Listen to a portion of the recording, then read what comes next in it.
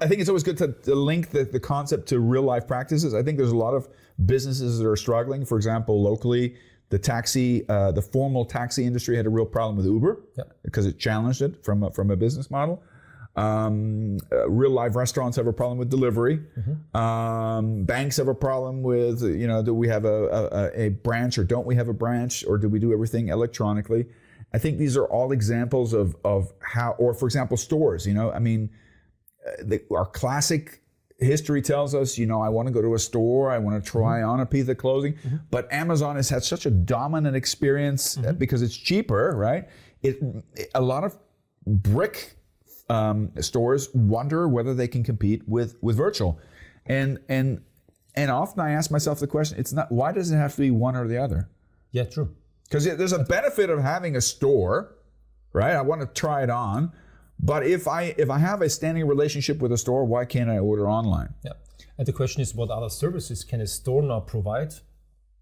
Just to not the other services you can try it on. Yeah. But maybe there is a consultancy in makeup. Maybe there's a consultancy in which color type you are. Maybe there is hey, by the way, when you buy here your clothes in between, someone is going to pick up your grocery at the store and will deliver all the things together to you. So there are so many options to fulfill users' needs, which they do not express or even have thought about, or have a bar there and have a fashion show and drink a beer on the side.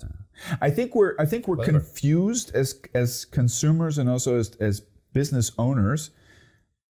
We sometimes buy into this concept.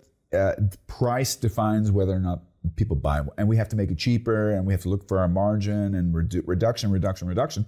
At the same time, all of us have the experience of wanting to go to a place like the Apple store, right? We all remember the first time we went to an Apple store and we were blown away. I mean, Apple has always been a contender in the sense of design thinking. So listen, when everybody else says this is passé, they say, no, we're going to double down on it. We're not only going to give you a store, we're going to give you a superlative experience that you've never seen before, which will wow you, right? And I can still remember, it was in September 2011 in New York. I bought my first iPad 1.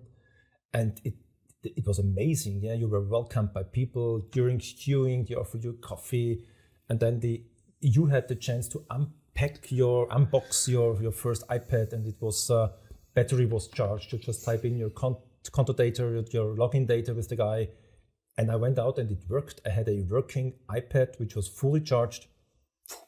Perfect experience. Nice bag, by the way. Yeah. And that's exactly the go-to. And I think when we talk about business models and you define your clients, and you define your products, I think what a lot of people often forget is your channels are flexible, right?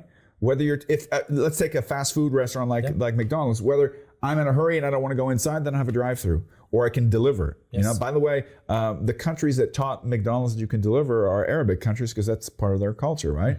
Okay. In Istanbul, most McDonald's is delivered by motorcycle drivers, right?